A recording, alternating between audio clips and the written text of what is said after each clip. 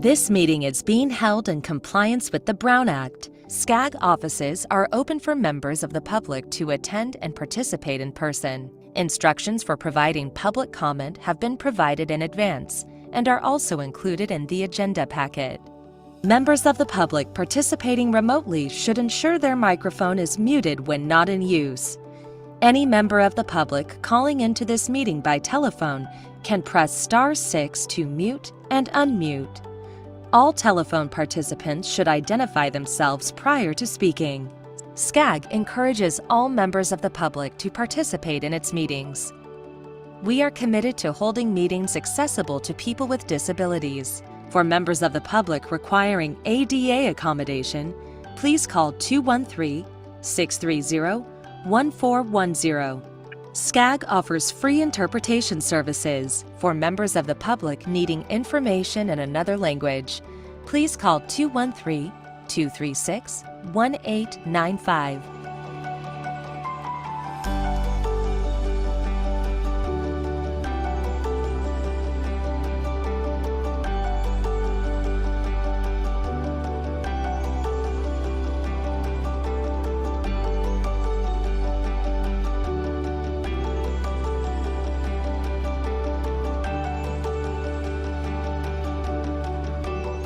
The meeting will now begin.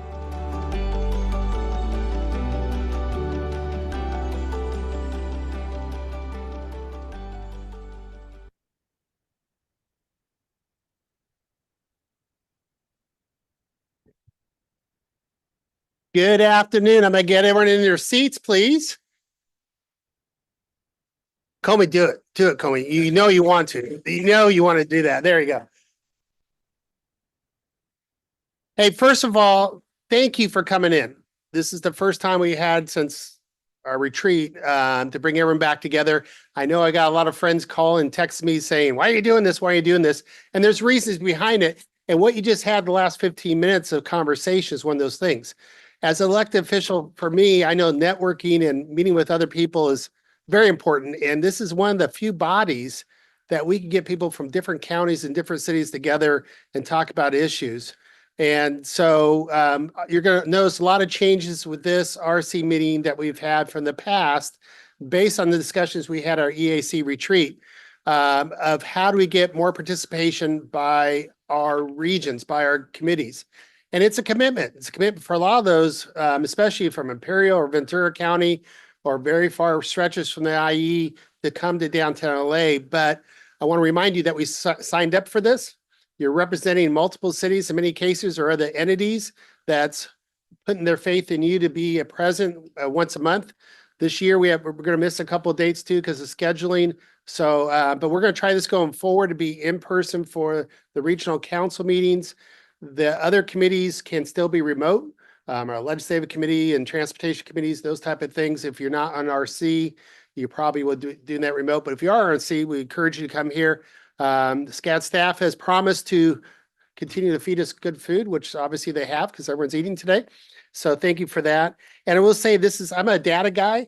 And so I asked before we did this move to ask about the participation levels, pre-COVID, when we went to all remote during COVID and then since COVID, and we actually had less participation remotely than we did during COVID and before. So this is the first time back. I know still some people are not here. We'll get them in the mood again, hopefully to coming back.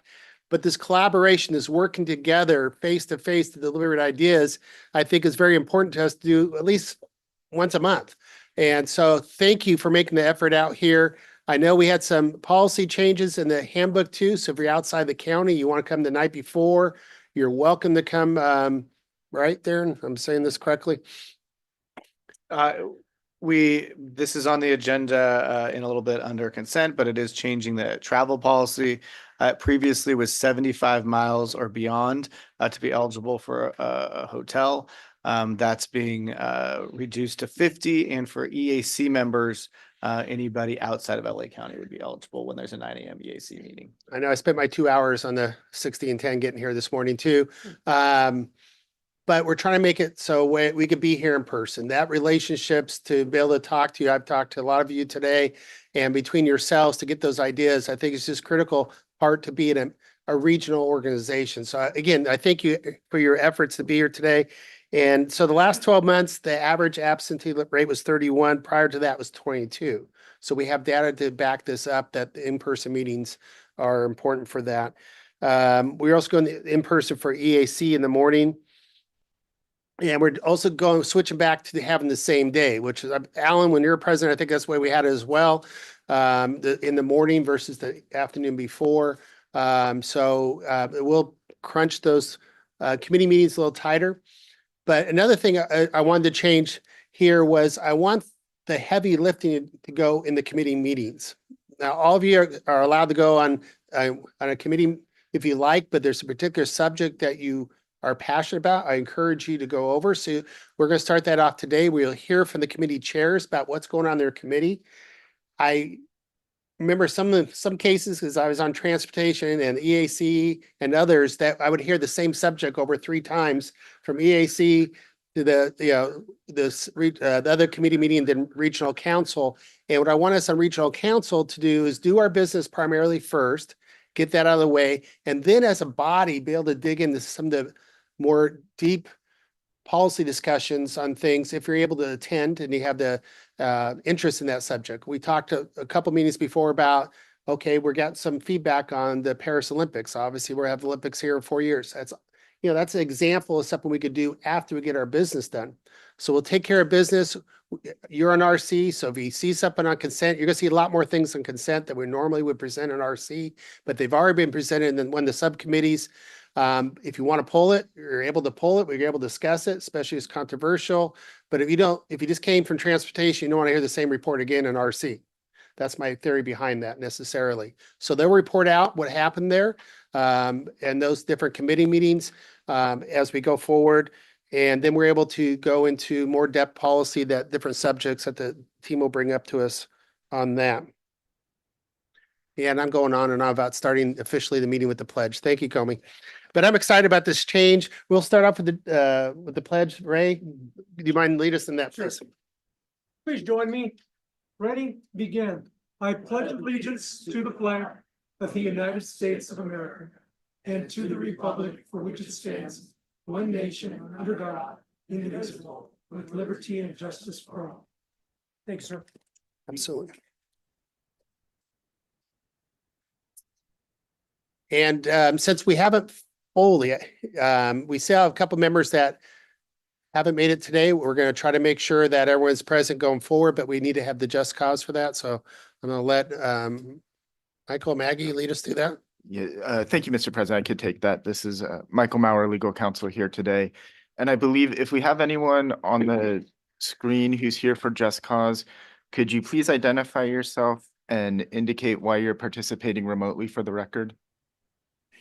Yes, this is Joe Kalmick, Regional 20 Director. I'd like to use the just clause issue. I'm self-isolating at home with my wife due to a positive COVID-19 diagnosis.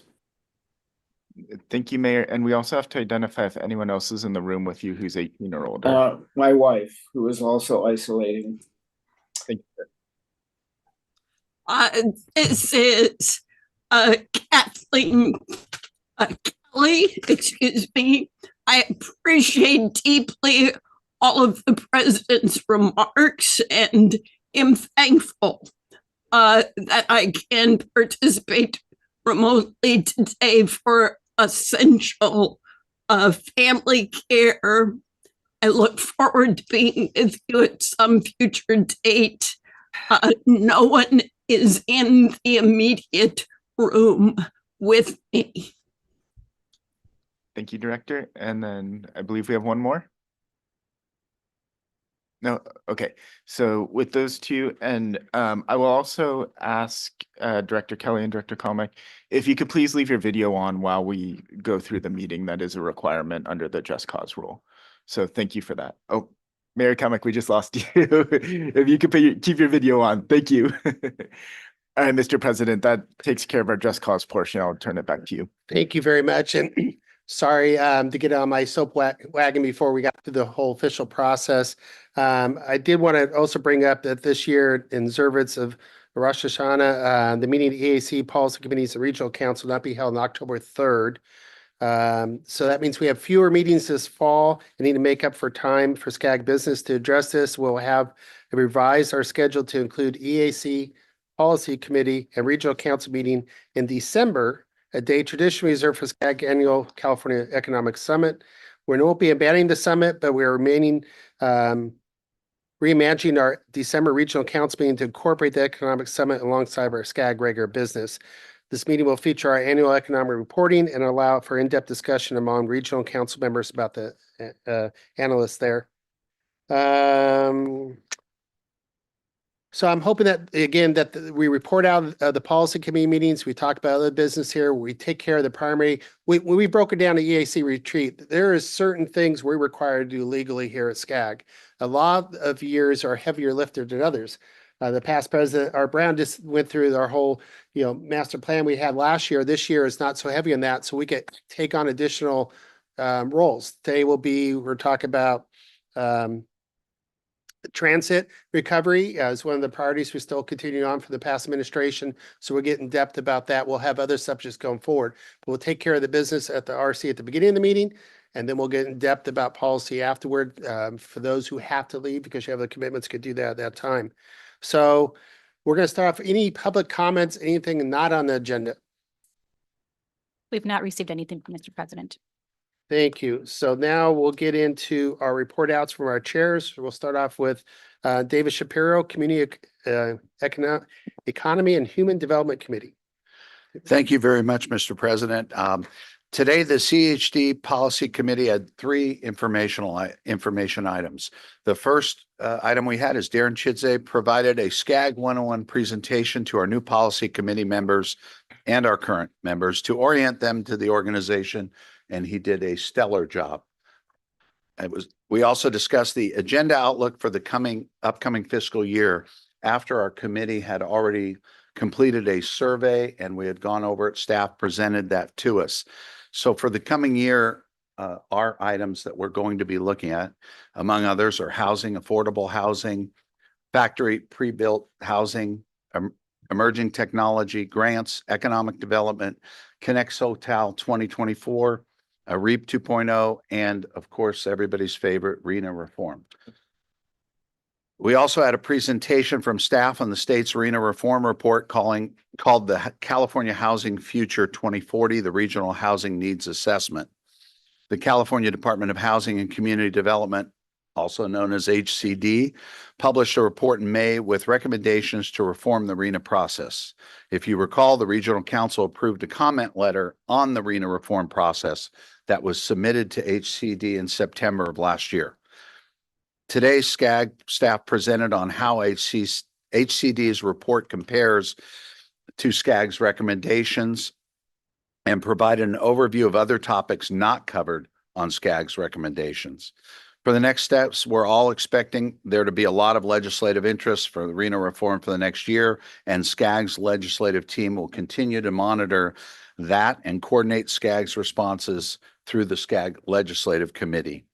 SCAG sent a letter requesting the legislative housing committees to conduct a public hearing on HCD's report and is inviting HCD to present its report at a future regional council meeting. There was also discussion at the CHD committee of further action and what can be done as individually or as a group or as a body going forward. And I'm sure there'll be more coming forward to this body. Lastly, a member of our SCAG community, the Honorable Frank Zerunian, has a newly published book. So if anybody wants to buy the book, he says he'll sign it and buy you coffee. Thank you, Mr. President. Thank you for your report. Any questions for that committee? If not, we'll move on to Luis Plancarte for Energy and Environmental Committee. Thank you, President Hagman. Supervisor. Today, the EEC Policy Committee had two items on our agenda. The two action items were first, the recommendation to adopt Addendum 1, and this is a mouthful, to the Connect SoCal 2024 Final Program Environmental Impact Report. And the second was to adopt the conformity determination of the proposed final transportation environmental program. Both of these and the proposed final Connect 2024 SoCal Amendment 1. After we got through this, we had 4 informational items. One was an update on the EPA's Climate Pollution Reduction Grant Program. The second was a discussion on the EEC agenda outlook for the present year. Some of the things we want to tackle in this short fiscal year that we have left, or meeting year. An item, we also looked at an item on available federal and state grant programs related to climate adaptation and mitigation. And last but not least, we had a presentation providing a contextual overview of SB 375 in advance of CARB's upcoming target and guidelines update in the process. Thank you. Thank you for your report. Any questions of the chair for that? Seeing none, we'll move on to Vice Chair Mike Judge, Transportation Committee. Thank you, Mr. President. Today at the TC, we approved 2 items and received 4 informational items. The TC approved on consent the amended ATCP cycle or ATP cycle, 7 regional guidelines, and the 2024 SCP active transportation and study guidelines. We had a presentation from staff seeking the TC's recommendation for the Regional Council to approve the 2025 Federal Transportation Improvement Program and the Connect SoCal 2024 Regional Transportation Plan Sustainable Community Strategic Amendment. Number 1. Next, the TC reviewed the agenda outlook for fiscal year 2025. We then had a presentation from staff on the broadband permit streamlining report and model ordinance. The report on the model ordinance were developed in alignment with SCAG's digital divide resolution number 21-629-2 and SCAG's digital action plan. We also had a presentation from staff that provided an update on the preparations for a comprehensive sustainable regional freight plan on the move, and an update on the progress of the Southern California Zero Emissions Truck Infrastructure, the ZETI study. On the Move is a comprehensive goods movement plan for the region that will provide will update the 2013 freight plan last completed by SCAG. The ZETI study is nearly completed with all technical analysis work and has started development on site classification and analysis. There was a very lively discussion period after that. Lastly, we had a presentation from staff providing updates on transportation trends. Current analysis shows that transit rail ridership has improved over the last 12 months, ending in June 2024. Overall, June 2024, the region's bus ridership is 13% below its pre-pandemic level. Overall, VMT declined back to about 5% below pre-pandemic levels between March and June 2024. While vehicle hours of delayed, which is the time you sit in traffic idling, remain between 20% and 30% lower than pre-pandemic baseline. Truck VMT declined about 5% below pre-pandemic baseline by the end of June 2024. And that was what we talked about.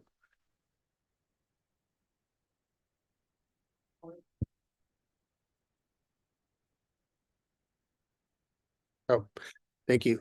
Thank you for the report. Any comments on that? Seeing none, we'll move on to our action item. First one is 2024 California Clean Air Day proclamation, and we'll turn over to Comey for that. Thank you, Mr. President. Good afternoon, Regional Council members. The action before you is to approve a proclamation pledging SCAG support for the California Clean Air Day.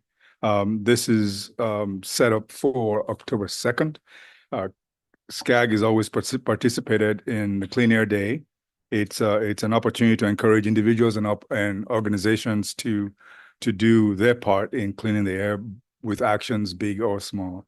Last year we had more than 16,500 individuals and more than 125,000 clean air pledges, with 22 transit agencies declaring free rides on buses, trains, and bike share programs and ferries. 121 California Clean Air Day events were held virtually and in person. And so this is a really great community opportunity. So at SCAG, we are encouraging all of our 197 member jurisdictions to explore actions and pledges that encourage Clean Air Day pledges. Here at SCAG, staff is encouraged to take the pledge, and we're asking approval of this proclamation to allow us to continue to do that as part of our work. Generally, our work supports clean air, and so it makes sense that this declaration will come before you. Earlier on today, the EAC already acted and recommended to this body to make this proclamation. And with that, Mr. President, we'll ask for a vote. Thank you. Any public comments on our action item, Clean Air Day? Anybody not like clean air? Okay, can I entertain a motion? The motions. We got a motion. Second, Larry? I'm sorry. Yeah. Yeah, we're gonna hold the actual vote off because we have a couple of remote members until we do the consent, if that's okay. So we'll move on to the consent counter. Any public comment, any consent? Does anybody want to pull anything from items 2 through 10? Yeah. 9? Any other ones want to be pulled? So we're going to have the report on 9 before we take a motion on consent, if that's okay. And that's going to be done by Javier, who's not here. Kevin, we're going to put you up there, Kevin. I think we did the same thing in EAC today. Good afternoon, Mr. President. Kevin Gilhooly, State and Federal Legislative Affairs Manager. This item is a recommendation from the Legislative Communications and Membership Committee to support Senate Bill 960 by Senator Scott Wiener. Under current law, Caltrans is required to improve and to maintain the state's highways. It does so through a variety of state programs to plan and to fund for their development, their construction and repair, including the State Operation and Protection Program, or SHOP. SB 960 would require Caltrans to consider the incorporation of complete streets elements into SHOP-funded projects. That, in a nutshell, is the bill, Mr. President. Be happy to provide any other details if you or the regional council members are interested. Thank you, Kevin. And I'm just going to suggest this. I know there's a few members in EAC who voted no on this as well. So we'll hold that for a separate vote. Is that okay with you, Mr. Wagner? Oh, of course. Okay. Okay. Any other comments on this for those who are on Ledge Committee? Seeing any public comments on consent? If not, can I get we got a motion on action item 1. Can I take a motion on items 2 through 10 and receive and file items 11 through 16 minus item number 9? So moved. Second. Sorry, I didn't want to interrupt that. Yeah. So I was gonna say, if we want to do one round of calling the votes, if anyone's gonna vote, we'll keep them separate. If anyone's gonna vote no on 9, they can Okay, indicate so you no could on just, 9. when we get to you for the major vote, if you're no on one particular item, you could say aye and everything besides item 9, you can say nay or whatever. Did you, Maggie, did you get first and And I second? just want to confirm that we're taking a motion on the action calendar, on the action item number 1 and the consent calendar, And receive and file. the items. receipt and file exactly. So 1 through All in one. 16. Yeah. Yes. Does anybody have any questions? Jan?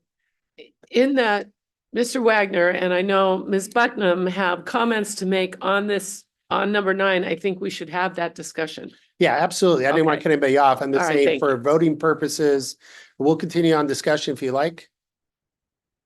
Right. I just wanted on behalf of OCOG, Orange County COG, to express that we've taken an opposed position on SB 960. The bottom line is, and I'll be honest, this is not the worst Weiner bill out there. But at the same time, it does some of the things that he's known to do. And that is just kind of burdening this SHOP program, the State Highways and Operation and Protections Program, with one more thing to look at when Caltrans is already having some difficulties doing what it's already instructed under this program and under state law to do. And so the position out of OCOG, and we urge a no vote on this, is that this is an additional burden that this program at this time does not need. And so I would urge and appreciate a no vote on 9. And thank you, Mr. Chair. Thank you, Supervisor. Yes, please. Wendy. Thank you. I would just, to keep it short, I did speak on this in the executive committee, but for the benefit of the rest of the folks, I'll add on to the comments that were already made. My comment was, this truly does feel like overkill. And I would want to get input specifically to this body from our county transportation commissions before we support a bill like this. So that's why I'll be voting no. Thank you. Thank you. Jan, you still got your light on? I can't tell that far. No, it may be behind you? Yeah, you have your light on. Did you want to go? No. Okay, anybody else at this point? Do we have a first and second on the consent? Just wanted to confirm that that's Solache and McAllen. Is that correct? And Okay. Mr. President, if I can interrupt again, I apologize. We do have one point of clarification that we do need to put on the record. I'm going to turn to our chief counsel to put on the record for us. Yeah, thank you. Just one caveat for our approval. Can we please also add that we are approving consent item number, bear with me for 1 second, 5, which is adopting addendum 1 to our PEIR prior to considering and approving the items 6 and 7, which revolve around amending Connect SoCal 2024. We just need to approve. What does that mean? Do we take a separate vote? We can do it or- under the same vote. We just are acknowledging that we considered and approved the. Okay, so everybody PIR. acknowledge that. Yes. So hence why I want us in here, because we can push buttons a lot quicker than we can go through these roll call votes. Anything to add on that? No, nothing to add on that. We're good to start calling the vote.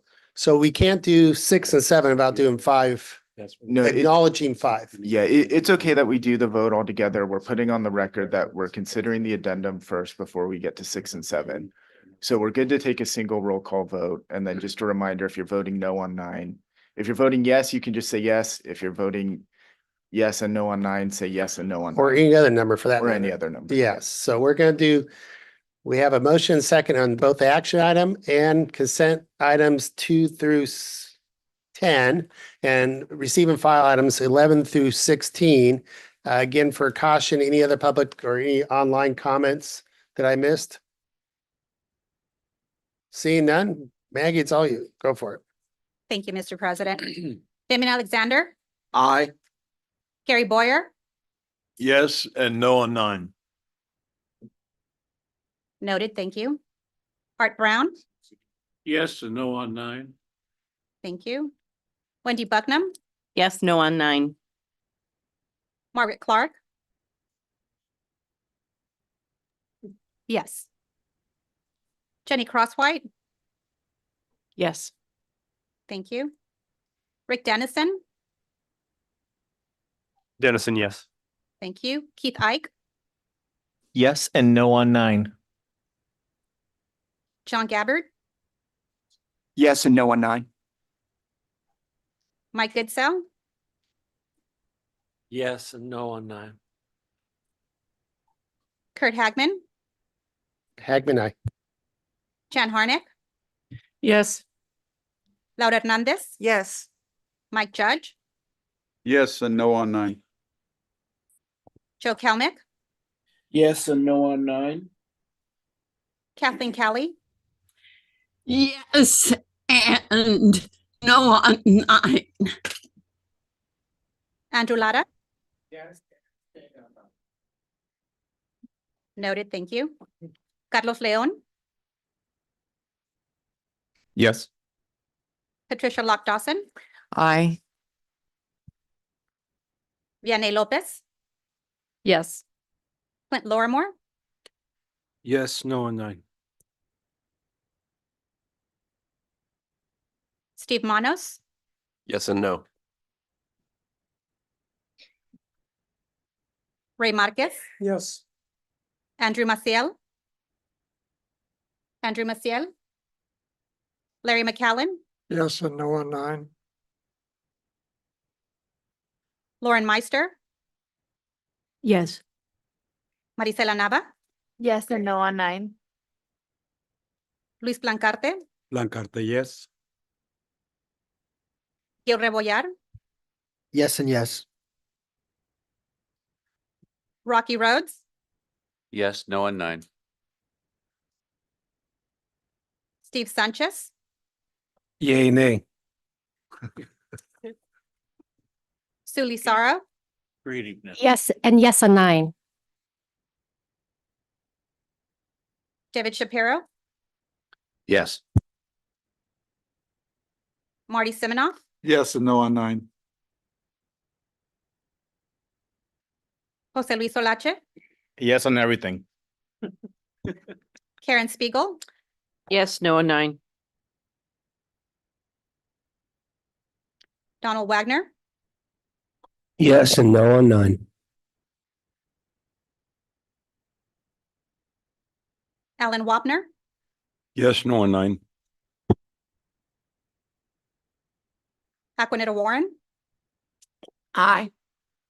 thank you. Thomas Wong, Yes. Jeff Wood, Yes, no on 9. Mr. President, the motion for item 1, the consent calendar and the receive and file items passes with 40 votes yes. There's 21 abstentions on item number 9 and 21 no's on item 9, excuse me, and 1 abstention on item 9. Sorry, how many aye votes on 9? It's the 40 on the yes on that 9 and 21 that were no and 1 abstention. 40, 21, and 1? 40, 21, 1. Okay, so that one passes. Okay, thank you for the votes on that. No, there's 40 total, right? 40 yes is total. 40 yes is total, but it's 21 Oh, so it fails. 19 ayes on 9. yes on 9 And fails. 21 no's. So the Apologies item for 9 fails. Is that the correct? consent calendar. It's the item 1 and the consent calendar. Yeah. Item 2. Yeah, got it. Everything else is Everything 40. else, yeah. Every else is 40 ayes. So the number 9 fails. So we will not send that recommendation. So we're going to move on to information items now. Number 17, at the June EAC retreat, board leadership established presidential priorities and objectives for the fiscal year 24-25. Among the priorities established is a focus on transit recovery, clean transportation technology with an emphasis on optimized emerging technologies. Our long-range plan, Connect SoCal 2024, envisions a future with transit as the backbone of our mobility ecosystem and enabling seamless and efficient travel without automobile ownership. Frequent, reliable, and convenient transit is vital for advancing both the state and region's vision for more livable and equitable communities. However, the future of transit is at a crossroads. Overall, our region's bus ridership is currently 13% below where it was pre-pandemic. Metrolink's rail ridership is currently 45% lower than pre-pandemic. And the Transportation Committee kind of pointed out that a lot of this is the change in work habits. A lot of people are working from home as well. But these conditions are not unique to Southern California. Across the nation in California, transit still is the process of recovering early impacts of the pandemic and the enduring changes to travel patterns. So we're going to start this off with some experts, including Comey. Going to start us with introduction. Well, thank you, Mr. President. Real quickly, it's my privilege to introduce the panel. This is one of the presidential priorities that we have for the year to discuss transit recovery and technology. And today we have with us the Chief Executive Officer of Metrolink, the incomparable Darren Kettle. He's my neighbor, so I have to be nice. We also have with us some outstanding representation of transit across the region. Kristen Warsinski from the Riverside Transit Agency, the Chief Executive Officer, and also the Planning Director from the Riverside Transit Agency, Jennifer Nguyen. So we're glad to have the three of you here. We're going to lead off with Darren, I think.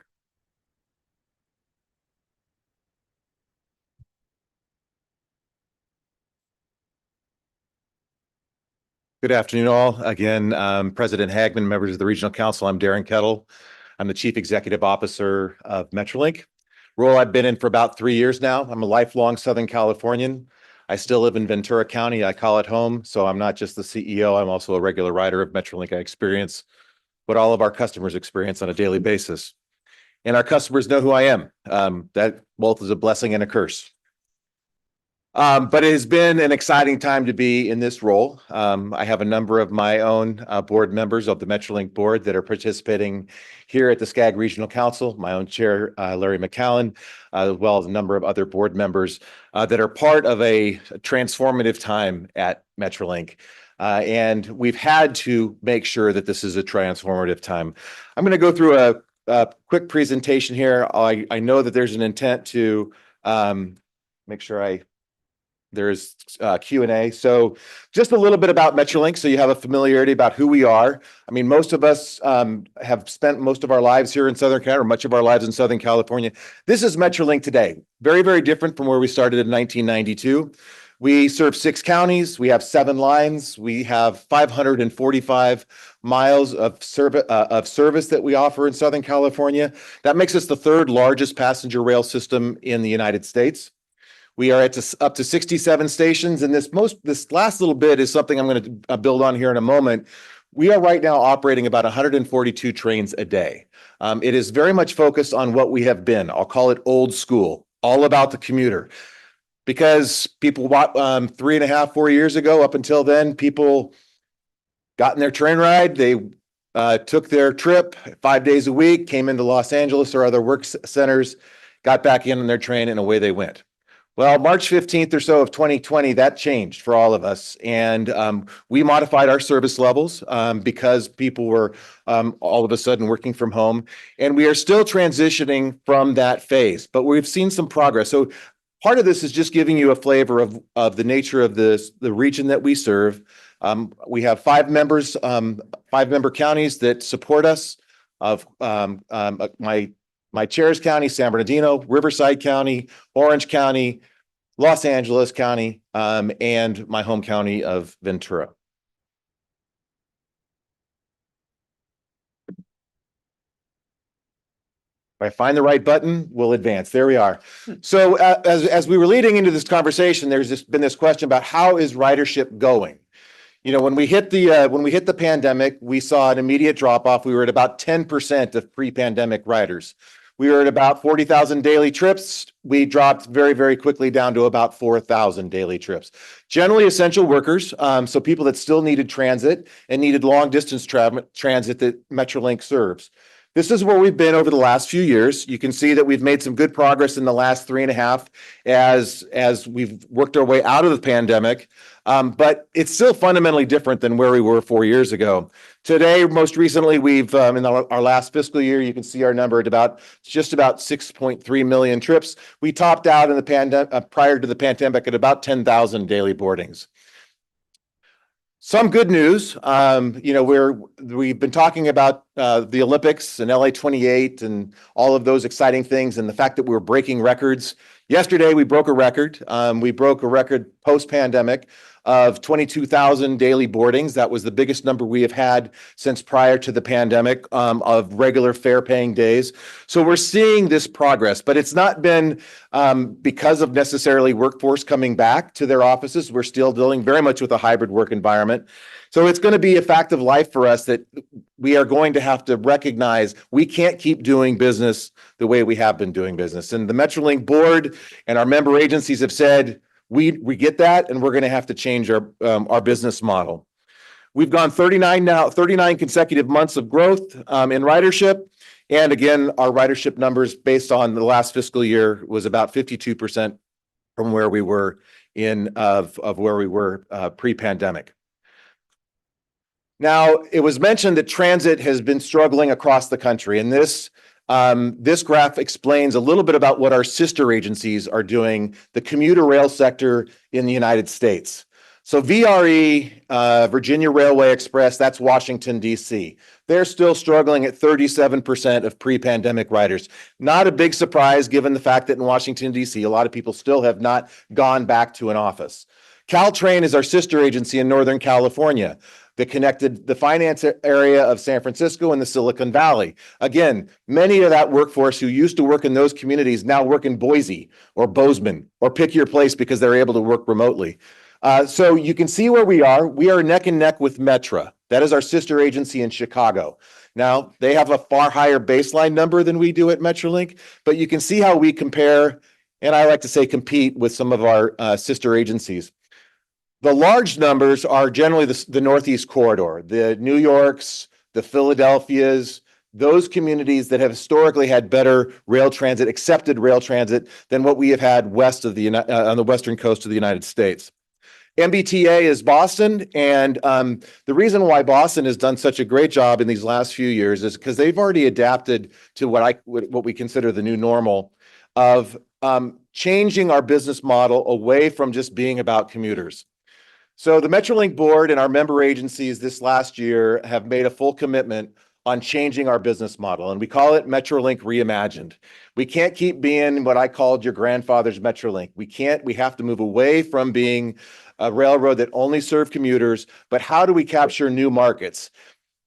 That is what Metrolink Reimagined is all about. It's a new optimized schedule that is going to change the way that we move Southern California and starts us towards getting prepared for LA 28. You can see on this slide some of the elements that are important to us. We have generally been, since 1992, we were rush hour focused. We had some optimization, but it wasn't well oiled. One-way communication.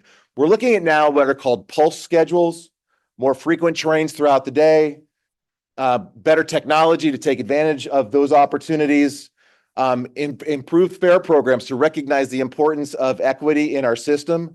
The fact of the matter is that we are a transit option of choice. And just by way of a quick factoid, about our regular average trip is 34 miles one-way direction. So SCAG cares about, through its Connect SoCal, the importance of reducing greenhouse gas emissions and its surrogate vehicle miles traveled. I would argue that regional railroads like Metrolink, our business, if you're doing 34 miles in one direction, 68 miles round trip, you will not find a better way to reduce vehicle miles traveled than taking somebody out of a car that's doing that trip and getting 68 miles of credit by putting them on a Metrolink train. Of course, we also have a significant amount of new infrastructure that is underway as well. So we started this path of the optimized schedule, or Metrolink Reimagined, a little over a year ago, or right about a year ago, with the support of LA County Metro, where we did a pilot on the Antelope Valley line, the line that goes from Los Angeles to Lancaster. We added more midday trains, we added late night trains, and we had additional weekend service. And this was only done because of the commitment and the financial support of LA County Metro, but it gave us something to learn from. We added a new station at Vista Canyon and Santa Clarita, and all of a sudden we saw 18% increase in ridership in the first 3 months on the Antelope Valley line. Because we had more trains, we were providing a service that people use and didn't force people to just say, hey, you're only going to have to ride trains when the commute hour works.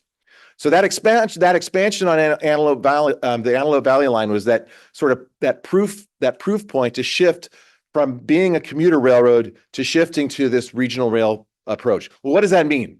What we're trying to share here is that you can see on this deck the gray lines that are trains on our optimized schedule that were all about the peak commute trip. What we've done is we've flattened this out, so we're providing more trains throughout the day and into the evening. I mentioned Antelope Valley line. Our Antelope Valley line trains last train would leave LA Union Station maybe around 8 o'clock at night. Now we have trains leaving LA Union Station as late as 11 p.m., getting into Lancaster at 1 o'clock in the morning. That's providing people to go, if you want to go watch the very successful Dodgers play baseball, you can go to a ball game and actually catch a train ride home. So, not to mention getting in. So this is what we're trying to gear ourselves towards, is not being just about the commute. This flattens our service, provides more trains throughout the day. And what that does also is it provides, and we heard this quite a bit, it provides far greater connections when you want to go from one line to the next. So historically, we had a point where we had a number of lines where you would have to wait if you wanted to do a transfer, say from the Ventura County line to the Orange County line. You might get into Los Angeles Union Station, you'd have to wait 3 hours to catch your next train. Now we're shortening that to 10 to 20 minutes in most cases throughout the day. So that makes it so that you have this opportunity to be able to very easily compete with an automobile and be able to stay in the comfort of and out of gridlock if you want to avoid the 101 or the 5. Now, the example I'm going to share with you here is generally keeping it, we're going to say really local here in Los Angeles County. The Pomona North Station in on our San Bernardino line, you would catch a train at 12:43 in the afternoon. You would have to wait several hours before you would be able to transfer to a Ventura County line. It would take as much as 5 hours and 49 minutes to make that connection. Under our optimized schedule, you will be able to leave Los Angeles Union. You'll be able to leave Los Angeles Union Station to Van Nuys. I'm going to start with the Pomona. Pomona to LAUS, 7:33 in the morning. You will have exactly 10 minutes to go from your San Bernardino line train to your Ventura County line train and be able to catch a train. So you're only having a dwell time or a 10-minute transfer time. Now people say, well, what happens if I'm not that fast? Well, we have a program at Metrolink where our conductors speak with our engineers and we tell the other train, hey, you're going to need to hold for a couple minutes. We came in a little bit behind our normal schedule. So that happens regularly in our system. There's that level of communication, but that is the kind of program that we'll be able to have now under our optimized schedule. I also ran a number just because, again, my home county of Ventura, say you wanted to go from Moore Park to Anaheim. You want to go to Disneyland from Moore Park. That used to be a 4-hour and 10-minute trip. With our new schedule, you'll be able to do that in 2 hours and about 12 minutes, depending on the time of day.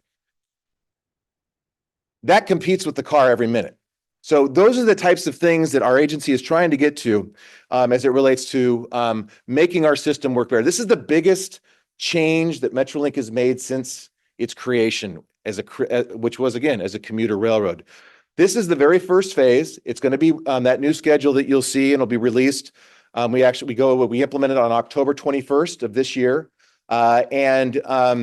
We're going to be at a point where that service will be able to be available. It's the very first phase. As I said, it's going to be Mondays through Fridays, generally weekdays. Our hope is that we see the success out of the gate and we continue to make the case as to why it's going to be important to grow this, to start looking at it on weekends and more of our lines.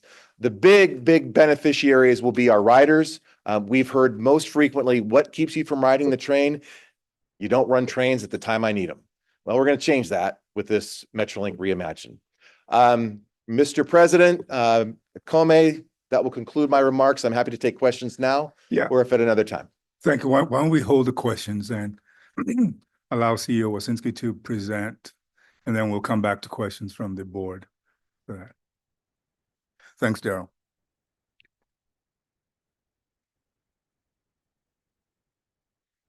CEO Orsinski, that sounds so fancy. Good afternoon, President Hagman and members of the council. My name is Kristen Orsinski. I'm the CEO of the Riverside Transit Agency, or RTA. We are the regional transportation agency for Western Riverside County. We have a 2,500 square mile service area, second largest in the nation. A lot of challenges trying to figure out how to serve those areas. There's a lot of sprawl, they're spread out. So we're going to present today on our microtransit pilot program and some of the technology that we've been using to be more efficient in how we serve in our area. Before I do that, I'd just like to thank SCAG and thank the council for their support. We recently received REAP funding. We partnered with RCTC and we got REAP funding, $2.3 million that's going towards this pilot program. So thank all of you for your support and for the funding. So there we go.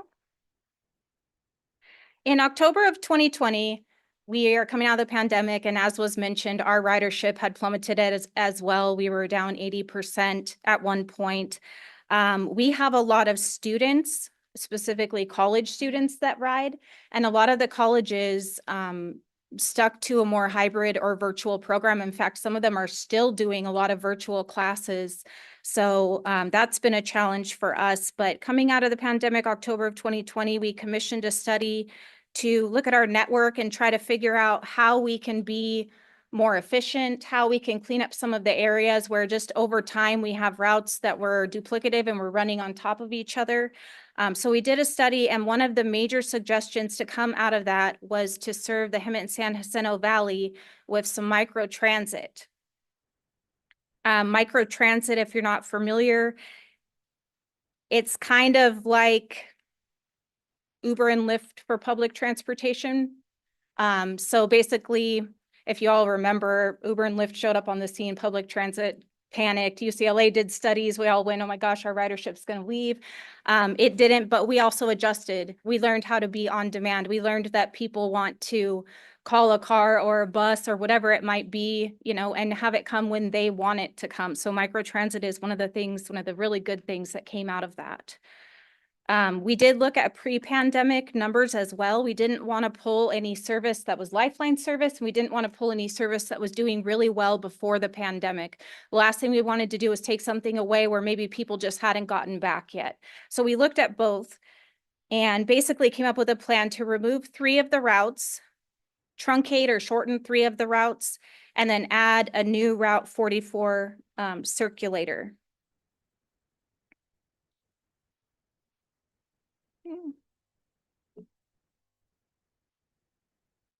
There. Okay. So here's a map of Hemet San Jacinto Valley, and this was our service area before we made the changes. So in gray, you can see the routes that we removed. And in teal down the middle is that circulator that I mentioned, Route 44. The circulator was put in place because in doing this study, we learned that 80% of the ridership in this area was going somewhere along either State Street or San Jacinto, and it was a lot of travel between MSJC, Mount San Jacinto College, and the Hemet Valley Mall. So we figured if we can put a circulator in the middle to serve 80% of our ridership, then we can complement that and feed that with microtransit.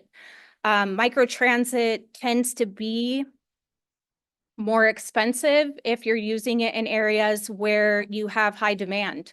It's really hard, as you can imagine, to try to get enough buses and enough drivers out there to pick everyone up when everyone's using their phone and pressing a button and asking for you to come. So it's really important that you use it to complement the core of your network. We wanted to make sure that we had equitable service. We did not increase ridership. We did not increase fares. We did not change dial-a-ride. We left dial-a-ride alone so people could still use that. Fares were the same. We weren't trying to create a barrier. We were just trying to be more efficient, trying to figure out how we could save and still serve the area. So this is the microtransit service zone. Trips can be booked from any previously existing stop, which is those dots you see on the screen, to any other previously existing stop. So it's not dial-a-ride. It is not going to someone's house and picking them up and taking them door to door. It is a shared transportation. Jennifer will go through some stats here in a few minutes, but we have we're averaging over 5 passengers per hour in the vehicle, which is very good. Microtransit normally sits around 2 to 3. So the software that we're using is really coupling trips and making sure that it books people. You know, it has like some features to kind of snap trips, they call it, to couple people together. So like in the morning, we have a lot of Hemet high school students that use microtransit. The software has figured that out and couples those rides together, so it picks up all the students and then they all go to school at once instead of going back and forth. To help manage the demand, if your trip starts and ends on that circulator, you take the circulator. The app will not let you schedule the trip on Go Micro. That's one of the ways that we make sure to funnel that 80% into our core network. The buses that we're using are ADA compliant. They seat up to 12 passengers. We currently have 4 to 6 vehicles online during peak times. We thought we would need maybe 3. So we're doing a lot better than we had anticipated. Our ridership has increased a lot in this area. We've had to add service. We've had to add additional buses. And in looking at what we were doing in 2019 in this area, and this is really important, to back up transit, a lot of times, transit, a lot of times we'll look at the cost per passenger, and that can look a little bit high with microtransit. But our goal here was to be more efficient and save on what we were doing. So it really wasn't about that. It was about saving overall. You know, what were we spending on transit with all those fixed routes running around, and what are we spending now? So we're saving over $2 million a year compared to 2019. So it's doing very well. We haven't put numbers behind this yet, but we are also seeing a switch. People are moving from dial-a-ride to Go Micro. Go Micro is cheaper. If they're able to get to a bus stop, they can call it on demand. They don't have to schedule the day before. It gives them the freedom to travel how they want to travel. So we're actually seeing that, and that saves a lot of money. It's twice as much to take someone on dial-a-ride as it is on microtransit. So this slide is about our ambassador program. One of the main, someone's moving the slides. I'm not crazy. So 295 bus stops. And as you can imagine, this was a big switch for the Valley. This is new technology. Some people struggle with technology. So we said, how can we make sure that this is seamless and that we know that it's going to work? So we had an ambassador program. Everybody in the administrative team, executive level on down, were out there at bus stops teaching our riders. We started December 7th so that we could hit all of the high school and middle schools before they went on winter break. We didn't want them to come back and say, where's my route? And we did everything from helping them book their first trip, download the app. We do have a call center in case someone does not have a cell phone or isn't, comfortable with app technology. They can still call and make an appointment over the phone and get their ride that way. You can go to the next slide. So this is just a picture of some of the ambassadors. As you can see, it was during the winter. You can see Mauricio there on the right. He's got a jacket, a sweatshirt, looks like a scarf, but we didn't let the weather stop us. We were out there, rain or shine, and we had a really, really successful launch. And I think that's part of the RTA way of making sure that we're there for that personal touch with our passengers, to make sure that we don't just make changes and not understand how they're affecting people. I'm going to turn it over to Jennifer Nguyen. She is our Director of Planning, and she's going to go through a little bit of the details on how we tweak the technology to make it work in our favor. Yeah. All right, thank you. Next slide, please.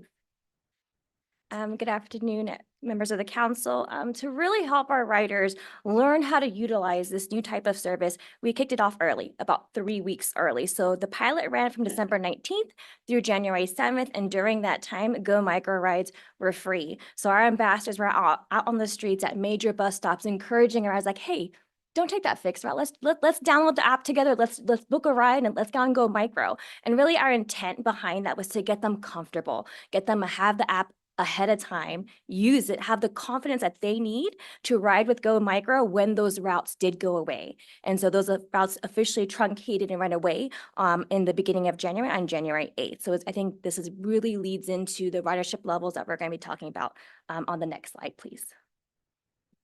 Here's a graph of our Go Micro ridership to date. On the blue bars, you'll see that's our ridership since the onset of the program starting in 2023. And you can see we had a high ridership from the get-go. And I really do believe that's because we had ambassadors on the ground really encouraging our riders to go ahead and try it out. In the blue bars, the 2023, you'll see a slight dip in the summer, and that's typically because our colleges, our high schools are all out of school. In the orange bars, it's going to be our current ridership for this calendar year in 2024, and you can see we have year-over-year growth quite significantly. We're very excited because we just got some data, and actually in August, we hit our highest ridership to date, about 4,700 riders, and so that's the highest we've ever seen since the onset of this program. Actually, I'm sorry, 6,300 rides. And so the past 2 months alone, kind of looking at July and August, I'll let you know, like you're seeing about 40 to 43% year-over-year increase in those summer months. Next slide, please. For on-time performance here, what we call OTP. In the blue, you'll see the pickup OTP, and then in the orange levels, that's going to be your drop-off OTP. And it's really neat. So in the past slide, you kind of really saw that growth in ridership, and here looking at on-time performance, you can see a steady increase in terms of on-time performance. So even though we have more riders on board, we're still getting to where they need to go on time. I will note in August, we had that really high ridership, so it's really nice to see those numbers. And I will give a shout, this is really thanks to our operators as well on the ground who are doing a fantastic job.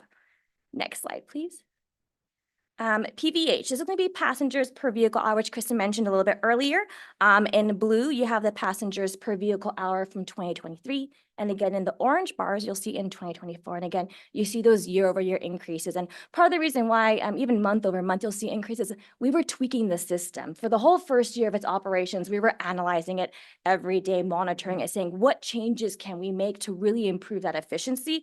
And we really see that again in August, we actually hit the highest PVH we've ever had, about 5.1. Next slide, please. As I mentioned, with all those tweaks that we were doing, here's an example of some of those things that we were monitoring with how Go Micro functioned. Optimizing school trips. This is really making sure that anyone booking a trip to and from a school, they kind of get pooled all together automatically so we can limit the number of buses that are making that same destination drop off. In addition, we had automatic booking limitations. At the onset of the program, we had a lot of late cancellations or no-shows on that one, and that really affects the system's ability to optimize rides and take on more trips. And so we actually implemented what we call automatic booking limitations. So anyone who has like a high number, high percentage of late no-shows or late cancellations, we kind of limit how many rides you can book on that one. So, and that really did help improve the system. It really opened it up to make sure that we can book all the rides that we can do. Wait time increase and variation. For this one, we kind of split that Go Micro zone that you saw into kind of mini zones or subzones, and really depending on where you're traveling to and from, that wait time may vary. This helped us increase the number of shared rides, again, pulling those people all together. And this was also done because we did have an unexpected high number of riders traveling to the casino, which is really in the far corner of the zone. So this really pulled all of those riders into the same bus to make sure, again, we're really optimizing that system and doing a high number of few buses as possible heading over into that far corner of the zone. We also improved our driver schedules, again, matching our driver supply to passenger demand. In particular, we added in some split shifts to, again, match those AM, PM peaks that we were seeing within the system. And then, as I mentioned previously, we did some fixed route booking restrictions, and that really helped eliminate any duplicative service, and I'll touch on it a little bit more on the next slide, please. Perfect, thank you. So you guys saw this map, and again, in the middle of the zone, you see that green route, Route 44 fixed route, and on the bottom, you see in purple, Route 28. Really, those are the two fixed routes within the micro transit zone. So at launch, we did restrict trips on Route 44. So if you were traveling to and from a bus stop on Route 44, you could not book a Go Micro trip. We went ahead and restricted that more and made it included Route 28. So if you were traveling from bus stops to and from Route 28 or 44, again, you were unable to book any trips. And this really made sure that Go Micro was there for the people who had no other option to get to their destination. Next slide, please. This is one of my favorite slides. It shows the new and existing ridership. So in blue, you have our repeat riders on Go Micro, and then in the orange, you're going to see those people that took their first trip on a Go Micro. We've been running for now since January 2023, so about a year and 9 months, and we still have new riders jumping on board with us. I'm super excited because actually in August, we hit that even higher. I think about 160 new riders riding on board with Go Micro. So it's just really nice to see there's definitely interest. It continues to grow, and we're very excited about that. Next slide, please. So what are the next steps? It's been operating now for about a year and 9 months, and we're still watching it. We're still keeping a close eye on this.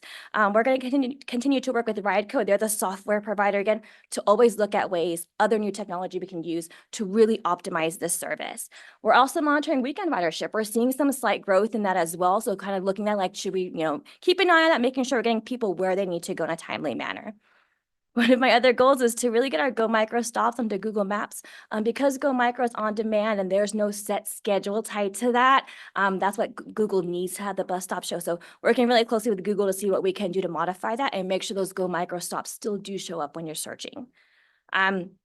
Continue to evaluate for travel patterns, look for a possible school tripper or a fixed route deviation to really service those high schools. Very excited for this one too, hopefully coming very soon. It's multimodal trip planning within the Go Micro app. So in the Go Micro app, hopefully you'll be able to trip plan even if you're out of the service area or even within. So it'll guide you like, you know what, take Route 28, get off here, and now you're going to jump onto Go Micro. So it'll be complete trip planning, and it will include that fixed route system that we have both within the Go Micro zone and within all of RTA service area. So very excited for that to launch hopefully very soon. Adjust OTP to improve efficiency. Maybe, previously where I had really high OTP, 95%, maybe adjusting that slightly to get more people on board and get more rides booked. Bus stop consolidation, really, we had our fixed routes out there previously. Some of those bus stops are kind of grouped close together, maybe making only one stop instead to, again, just improve efficiency over the entire system. And then lastly, our COA, for short, the Comprehensive Operational Analysis. We have been watching this very closely. I think everyone has. And our COA will probably kick off in the coming year, next year. But really looking at where else in our system does this make sense? Where else it may be more efficient, more cost effective for us to provide? So we'll be having more information on that one once it kicks off. Next slide, please. And then thank you, President. That completes our presentation. Well, thank you so much, Kristen and Jennifer and Darren. I have a couple of questions, but I see we already have questions ready to be asked by council members. So if you would come forward, I think the first question will go to Council Member Sanchez and then Supervisor Wagner. And I see Lucy Dunn. Okay, we'll take the questions one at a time. Let's start with Steve Sanchez. Thank you very much. I was just writing down my notes here, questions. I think this could be for anybody. The train and bus models, are they designed mainly for workers, or is it designed for, I want to go to dinner or a sports game or something like that? Because I feel like that's an issue also, right? They take up a lot of road space. Well, from a train perspective, we were the old school model. Historically, it was all about the worker. That's what we were designed for. Commuter rails as a defined term. That's what we're trying to shift away from, so that people can use it for other purposes, visit family, go to a ball game, go to Los Angeles, go to the theater, do things besides the work trip. We've seen that be successful throughout the country as other agencies like ours have pivoted to this what we call regional rail versus commuter rail model. And we've seen its success, again, the Boston example being the best. Yeah. And then the Go Micro app, am I correct? You enter your starting point and your destination and it tells you what you should do. Is that what you're saying? Yes, that is correct. So Wow. what you'll do in the app is you'll go ahead and open the app, you put, where you're starting from, where you need to go to and what time. Also what day, because you can actually reserve trips up to 7 days in advance and it will lock you in the system. So they'll give you possible, combinations depending on what time you need to leave or arrive by. Right. And then you can go ahead and select the trip that best fits your schedule. Once you lock that in, that is yours. Everything else will be scheduled around you, around that. So. And then kind of a follow-up. Is it cool to take the bus? I mean, you look at the bus and it's a standard government looking bus. I'm just thinking, I mean, it's been a while since I guess was hip and cool and going out, but I couldn't see myself in a bus like that. I could see myself in the cool trolley type of a thing, right? What are your thoughts on where are we with that? Like, how does that work? You know what I'm saying? I do know what you're saying. I think it's becoming cooler. I think the younger generation is much more in tune with the environment and the need to make changes in order to make our air quality better. I also think they're getting their driver's licenses later. They're not running out to get a car like I did. So that's part of it too. But also we have Wi-Fi and USB ports on our buses. One of the questions I get asked a lot is how I even got into transit or why I do it. And we actually have students, one in particular I always think of in Hemet, who was riding our bus to do her college homework because she didn't have Wi-Fi at home and we had it on the bus. So I think that being able to sit on the bus and, watch TikTok or whatever it might be and just kind of hang out is becoming cool. Right now, thanks to the board, we have free fares for youth, and all of the college students have passes in our area that are through the schools. So they all ride for free. So that helps as well. Okay, so we have Supervisor Wagner and we have Lucy Dunn, Damon Alexander, and Larry McCallum. I need somebody.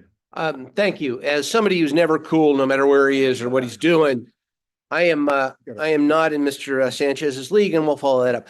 I do have two quick questions and maybe a follow-up depending on the answer. And for Ms. Warsinski about the number that caught my ear here was, though each individual trip may be more expensive. Overall, you've saved, and I think you said 2 million a year.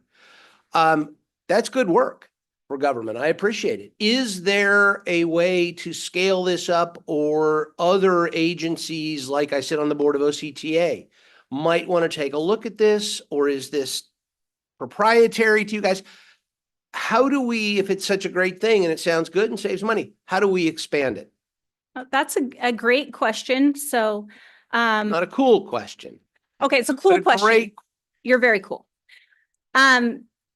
Microtransit is used in other areas. It's not proprietary, so OCTA certainly could use it. You have to be strategic with it, right? As I mentioned, if it gets out of control and your demand gets too big, you're going to cost yourself more money because you're just going door to door, you're hiring more drivers, you're running all over the place, and then you lose your efficiency. So you have to watch it. You have to use it to feed your core network. And when you see travel patterns, and Jen kind of mentioned, I know I mentioned the high school, she kind of mentioned the Saboba Casino. That place is popular. So when you look at those trips and we start to see a pattern, then we can create a fixed route or a circulator that does that, so that we can kind of pick up that demand. But it's scalable. Hemet and San Jacinto, the valley is kind of its own area. So it was a good place for us to start. That was a little bit isolated from everything else. But with our study that we're going to be doing this next year, we will be looking at putting it in other rural and suburban areas. Okay. Well, thank you. Okay. And a quick question for Mr. Kettle on something that you now mentioned twice. And again, I will put my OCTA hat on, which is where last you and I spoke. But OCTA's got a train that goes to Angel games. You mentioned Dodgers. The OCTA train subsidizes heavily every single one of those riders.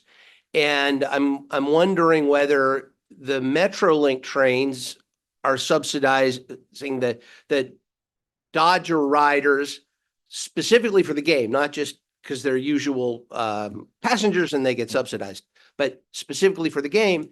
And I would like to see, at least down in Orange County, us ask the Angels, hey, you want the bodies in your seats, you got to support us. What's your guys' position on that with respect to the Dodger game and subsidies?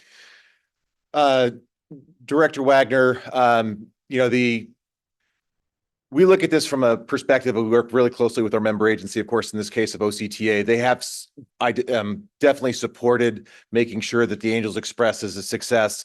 What's interesting is I think one of the reasons we broke a record yesterday was because we had an Angels Express train that left Los Angeles with a whole bunch of Dodger fans that went down to watch that game. And I know Director Wagner is a Dodger fan. I can't out him here nor being from Orange County, but he is a Dodger fan. And so I think there is merit, and we have what we have seen though is that rail users, transit users will go to destinations if the service is there. We have not seen in our region in Southern California, the Padres don't subsidize the North County Transit District, the coaster train.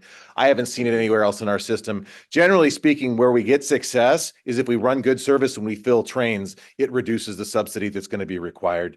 I think one of the struggles we've certainly had this last year, I mean, and this is anything but a knock on the Angels. It's been a rough season, I mean, not as bad as the Chicago White Sox, but it's still been a rough season. And I think that's been a part of the challenge. Right. Well, I mean, I'll agree. It's easier, I would think, to get the Angels to subsidize it because the people aren't coming otherwise. They are apparently, though, rightly going to Dodger Stadium. Anyway, all right. Thank you. Thank you, Tony. Thank you, sir. Ms. Dunn. Thank you, Comey. Yeah, the Angels want parking paid for. They want you to come and park. So they're not going to subsidize if they don't have to. Anyway, another story. First of all, I love the microtransit story. And Jan, we should talk to them as well, because one little hint for you on microtransit is figure out a way to work with your small business community, create a little local app to earn points. Every time you ride a microtransit, you earn points to get a free movie ticket in your local theater to get a free ice cream cone. So you're doing economic development with small business while letting small business help promote microtransit. It's hip and cool for young people. And it's a wonderful way. I tried to do this in Irvine before COVID. They loved it, but just didn't get it going. So Jan and I are going to do something like this, but you presented an opportunity where I want you to viral thinking about that as another way to increase ridership, connecting with small business, and also because it's also connecting with schools. It's part of their climate change clubs. It's part of teaching their parents how to ride transit. It's the young generation that will help move this to the next level. So bravo to you. Darren, little little thoughts. You hit one of 3 points for me that's important with transit. And the first is it doesn't go where we need it to go. So thank you for addressing that. The other 2 points, however, that Stephanie Wiggins was really strong on was how do we end our train system as being homeless shelters? And how do we make them safe for seniors like me who are a little afraid of getting on transit these days with all of the attention? I'm particularly in love with Sarah's presentation about security running all over Paris so that you always felt like there was a security person nearby that you could connect with. Could you share a little bit about those other 2 components that are important? And then the last thing, the difference between what did you call it? Boardings and people. Boardings is a nice way to up the numbers, but how many people does that mean? So let me hit that Yeah. second question first. Yeah. Generally speaking, most people do a round trip. We call a round trip. So there's 2 boardings in a round Right. trip. That's- So I wanna generally make about sure it's 50% up. of what our boardings are. As it relates to security and safety in our trains, actually that's even higher as far as a concern on the part of our riders and any future riders of having a secure and safe system.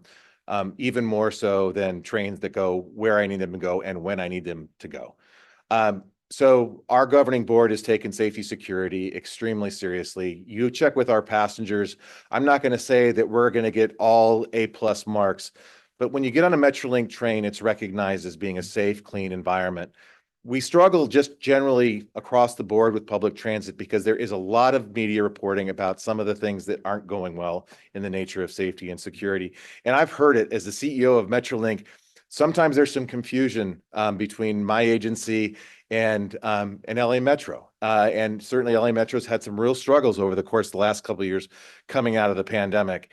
And it's like, you guys have to fix this. This has to be safer. We're committed to trying to be partners in that, Lucy.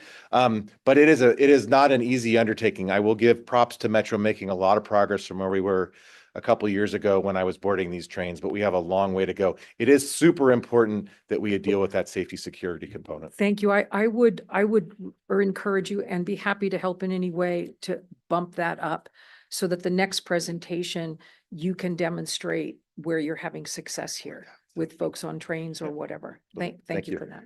Thank you, Lucy. I'm going to jump in, take President's prerogative for both of you. Future hats on. Okay, so with our Omnitrans, we have the same thing, Omnitrans, which works very well. And they're like hubs. So you take a bigger bus between the cities, but in the cities do micro, which is great. But we all live close to other counties. So how close are you to making a regional app? So if I want to go from Chino Hills to Pomona to catch the Metrolink, and I can push one button and it gets it all together. Are you guys working on that collectively of multiple agencies? And then secondly, I know that we're testing autonomous vehicles in San Francisco, autonomous taxis and other places throughout California. Are you phasing that in for maybe some of the micro, link traffics to get to your bigger legs in the future? How much are you watching that? Are you putting that in your business plan?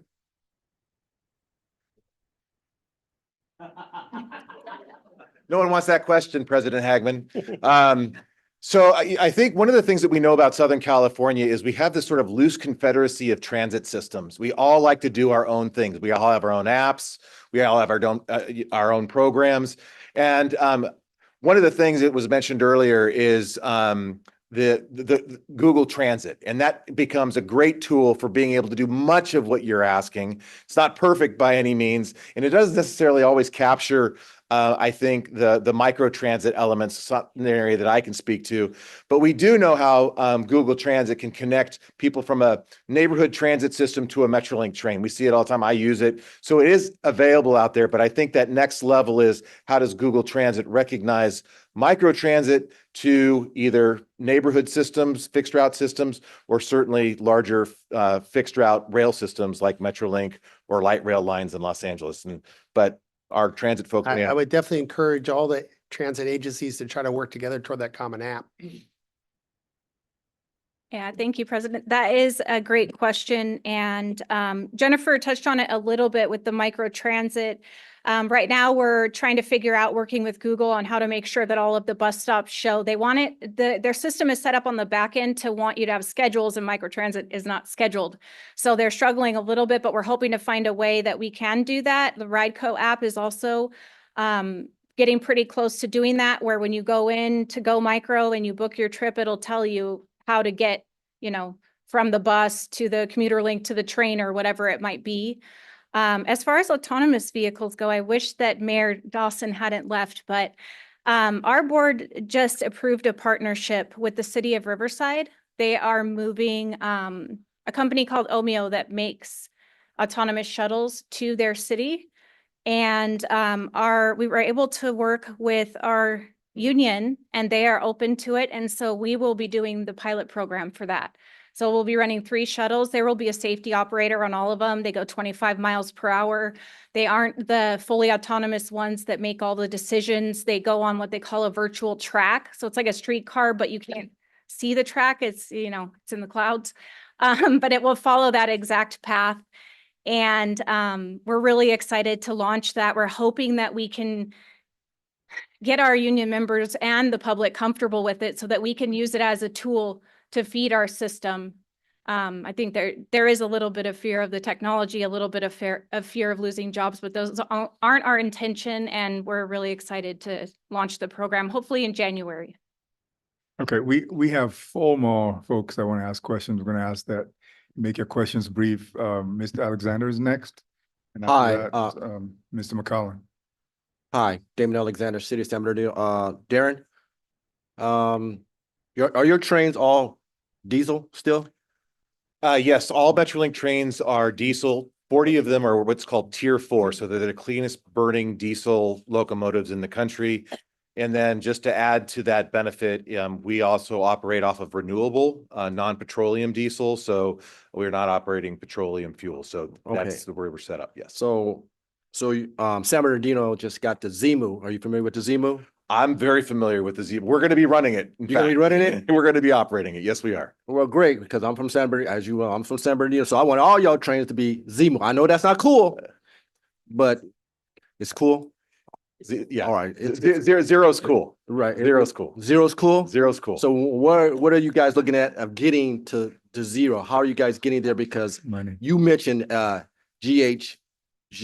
So greenhouse gas emission. Right, Yes, right. sir. You mentioned it, so I'm gonna go down that road with you. That's fine. Can we say we're gonna go down that track? It's more relevant to me. And by the way, I spent 20 years of my life living in San Bernardino, so I know your hood, sir. Okay. So we are going, we are already looking at that path. We are looking at zero emission. As was discussed, we have the new hydrogen fuel cell zero emission multiple unit that is going to be piloted on these 9 miles between San Bernardino and Redlands. It is going to be the very first zero emission unit in the country. Right. It is, this is a pilot. We're going to see how this works. We're already exploring how do we potentially one, look at the zero emission multiple unit style. We're also going to be exploring, we run big trains. We put 600 people on a train. That train that you see, the zero emission multiple unit, is a smaller train. We run a big system, but that's not to say that we can't come up with effectively a tender car that has a hydrogen fuel cell in it and run big trains like we do today. That's an option. So our board has approved a climate action plan that has a vision of getting to zero.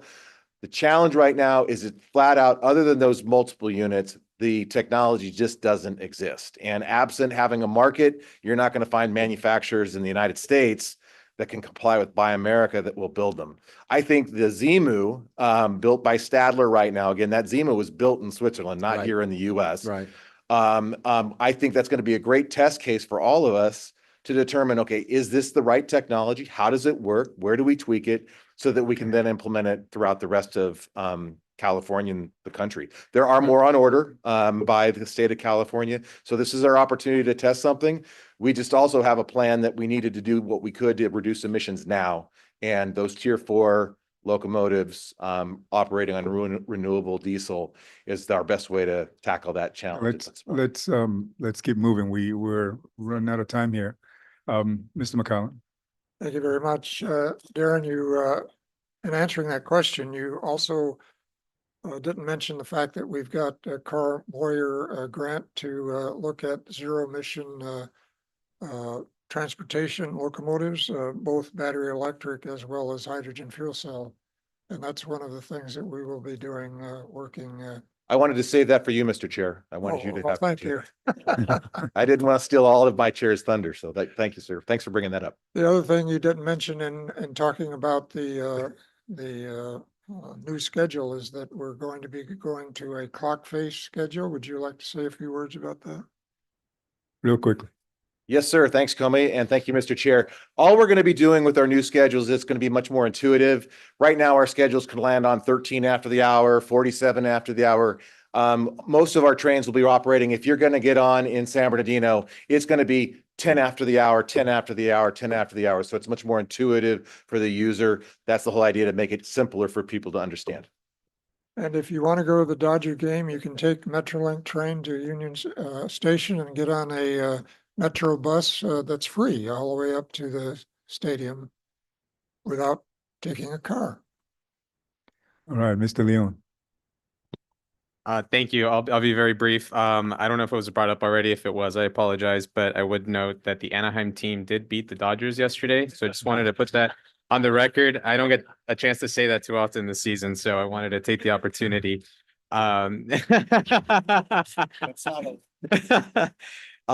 In all seriousness, so I do appreciate the presentations and the time and efforts to providing more opportunities for ridership.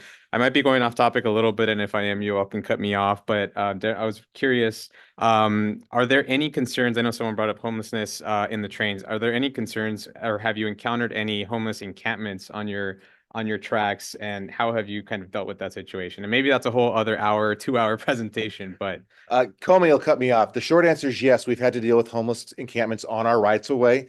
The sad thing is that oftentimes leads to trespasser strikes.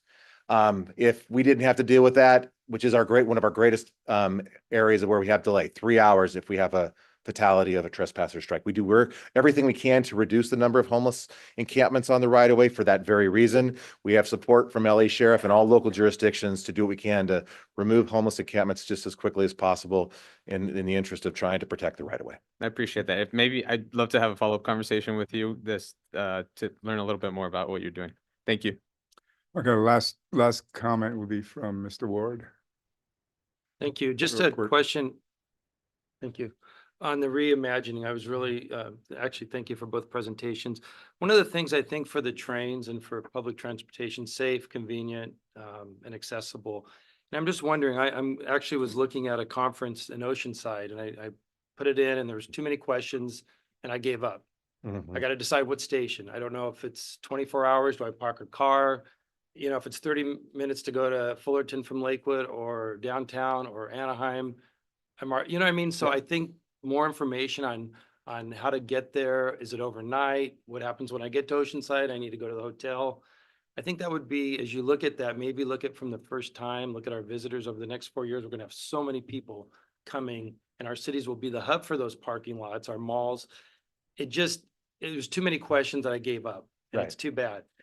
And the other thing is, I think for this conference in May, we're sending 300-400 people to a conference, and it would be great if there was a way that groups having conferences in areas could say, could we, board at Union Station, board at Fullerton, it'll let you off, this is how you get to the hotel. We could get 300 or 400 cars off for a conference that we're supposed to be talking about reducing greenhouse. So I maybe look at it from the person that's never used it, and those things, how much, where do I go, what happens when I get there? But that was just a thought. Well, and particularly since that's the market we're trying to capture now. You know, commuters were easy money. They just rolled in, they bought it, they knew what to do. As we try to attract new riders, there's a learning curve, and we got to do a better job of making sure we make it easy to understand. It breaks my heart that when I hear people say, I gave up, because we shouldn't be in a position like that. We got to be delivering better. Thank you. Sorry, just to follow up. It talked about a bus in OC and there was an alert. Yeah. Too many questions. It's easier for me to get in my car. Talk to your MetroLink board members here. Larry, figure that out.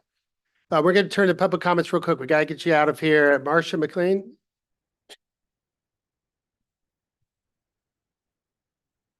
Marcia, you're on mute. There you go. Okay, now, okay, I was on mute from you guys. Anyway, good afternoon. Many of you already know me if you've been on regional council for a while, and I'm a member and have been chair of many regional transportation organizations.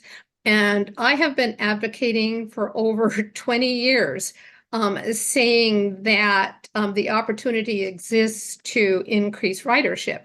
And I'd like to think that these programs, new programs, have been implemented because people are just tired of me saying the same thing over and over again.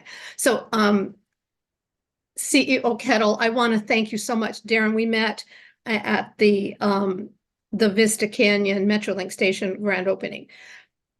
And these new schedules are absolutely amazing, as you can tell by the increased ridership that, and I just want to thank you for your insight. As a fellow Metrolink traveler, we know what will work. I just wanted to ask you a couple of questions that you might think about. I've been advocating for software for when you go online to be able to purchase your ticket in advance. Right now, you have to go in after midnight of the same day you're traveling, and sometimes that's hard to do if you like to go to bed early. And so I'm just wondering where you might be with that. I hoping that you're working on that. And then the late night weeknight trains are absolutely amazing, and the weekend increased schedule is amazing, but there's still late night weekend trains to go online, and I think you would increase your ridership that way as well. So I'm just wondering if you could tell me where you might be on those two issues. And once again, thank you so much for this report and your insight and bringing these increased schedules, and they make sense. Thank you. Any other public comments? See, now we're get to reports out very quickly. Start off our business representative, Lucy. Let me just quickly thank you guys, by the way. Darren, Christine, and Jennifer for coming out. Appreciate it. And I'm just really anxious to get you guys out on time too, but thank you for the robust discussion. It's the whole point of having the business up front, but we had some reports out. Lucy. Thank you, Mr. President. In the interest of time, 5 just quick notes. My business report is on page 289 in the board packet. Thanks to Randall Lewis. Again, notes that we're going to likely get on September 17 a rate increase, probably about 25 basis points. It probably is offsetting the interest cut. The likelihood of more job losses is also going to come down or probably in September. So those job losses may ameliorate the benefit of a rate cut. It's not going to help resales as much as perhaps new home sales, but new home sales are really being helped by lots of incentives to home buyers from the home builders. So just keep an eye on that one. When was the last time you heard a vice presidential candidate talk about ending America's housing shortage, which we did with Vice President Kamala Harris's nomination acceptance speech? In my report, there's a lot of links to President Biden's White House released comprehensive reports on how CEQA, among other things, is hurting our housing production, and a lot of notes for local government to take a look at from HUD on pathways to removing obstacles. I did not read every one, but I thought that it might be helpful just to give you some news you can use to see if might help you at both at SCAG and at your local level. BizFed LA is hosting a forum on September 12th with Insurance Commissioner Ricardo Lara. Fire insurance is still the top issue. My next door neighbor just asked me, his policy was just canceled. Where can I get insurance? So they are trying to work on it. The building industry doesn't believe that real relief will come for 2 years, but there are progress steps. There's a link in there for tickets to that event. BizFed would love to have you attend. Glue Council, your business advisory group, will be meeting on September 30th at 10 a.m. via Zoom. And we're opening our meeting with Kurt Hagman, who will give us a little bit of priorities and help the business community know where SCAG is going for this year. And last, I presented this to the Transportation Committee. Just wanted to bring to your attention a gut and amend bill that showed up, AB 98. It's a horrible bill. The business community is really upset about it, but also CSAC, League of Cities were all cut out of negotiations at the last minute. It really undercuts local land use planning on warehousing, undercuts our whole goods movement strategy, we think. And we're asking, the business community is asking the governor to please veto this bill. So I did work with Kevin Gilholy to keep him up to speed. I know, Comey, that's the end of my business report. And there's any questions, but you might have any thoughts on that. Thank you, Lucy. Any questions, Lucy, real quick? Okay, I'm gonna make mine real brief too. First of all, I'd like to welcome the 2 following new members, Michael Goodsell from Holtville, which I had to look up, which is near El Centro, yes, from ICTC representative, and Andrew Lar from Pico Rivera. Thank you for joining us. Real brief legislative update, AB 2485, which we sponsored for transparency and regional housing needs, was held on suspense, and 34% of its 515 bills was held on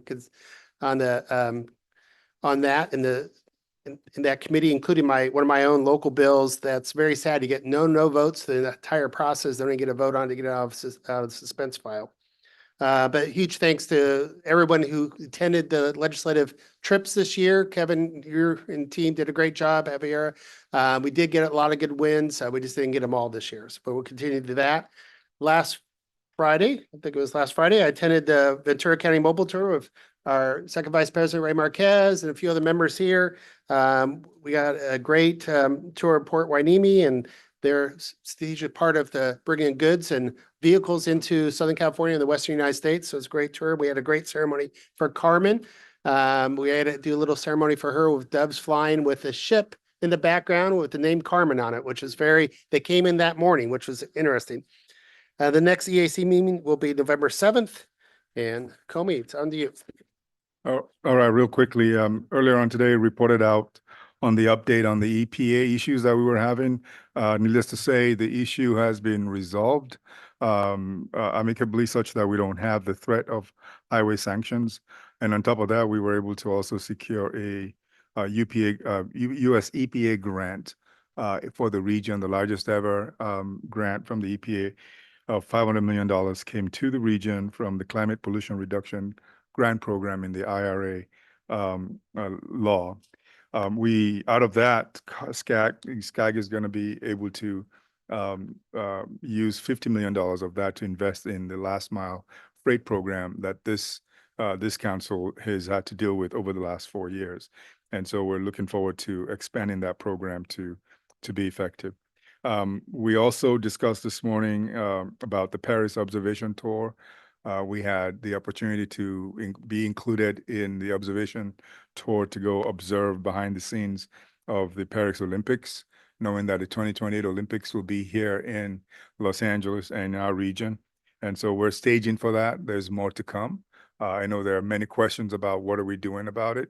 I think I would just assure you that you will see regular updates on what needs to be done, what we are doing, and we'll continue to bring that to you. Well, Sarah had a presentation today, but we'll come back to you on the Paris in the interest of time. I was asked to mention what the status of the Sustainable Community Strategy is with the California Air Resources Board. As you know, Connect SoCal is the RTP and the SES. The RTP has been approved, I think it was approved within 2 weeks by both state and federal government. The SES, we submit that to CARB, to the California Air Resources Board. They are still looking at it. As of now, we are getting information that's not favorable. And we're not too happy with that. My expectation is we might get a negative reaction from them on that. But I have a meeting with the director of CARB next Friday. And so we're continuing to work with them. I think there's a little bit disagreement on some technical points, and we're hoping to work that through. We don't have any official response from them yet, but I'm not happy with the impressions that we're getting from them at this time. Now, this is also in the context of we've been pushing back on CARB about resetting the 375 discussion. And if you were at the EAC retreat in June, you heard our discussion about the reset for SB 375. And so that conversation is going on amongst the 4 largest MPOs in the state. And we've sort of set some deal points out, and we're going to be talking to them about it because we feel like after 10 years or so and 4 cycles of SESs, I think we've run the gamut of what that capacity that was intended could achieve. And there's a lot more to be had. So we're having those conversations. So these are all in tandem, and I think we'll keep you posted on how that evolves over time. AB 98, I think Lucy mentioned that. It was a gut and amend. It was at the end of the legislative session. By the time the bill got through, we were done with our LCMC process. And so we didn't have a chance to bring it back to the LCMC. But we've sort of talked through it, and we feel like it fits within the platform that was already set by the LCMC. And so that gives us the opportunity to be able to hopefully submit a request, a veto letter from SCAG. And I'm throwing that out to see if there's any opposition or pushback to that.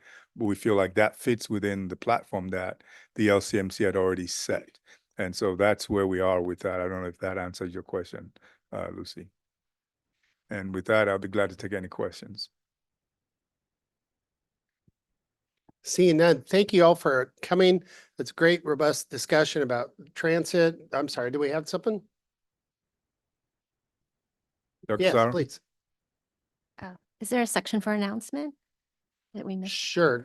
Yeah, it's just really quick. Just for the record, I just want to make sure people know at the closing ceremony of the Olympics, it was Long Beach and not Venice Beach. Thank you. Yeah. Real quick, I know future agenda, I don't know if we're on that, but I think in a lot of recent events, I think it warrants a discussion so we have clear understanding and definition of what it means to be cool. You guys are using that term loosely and no, just kidding. Thank you. Thank you. Thank you all for coming. The meeting's adjourned till November at this point, right? Yeah. Okay. We have to wear suits like you, Gil. Yeah.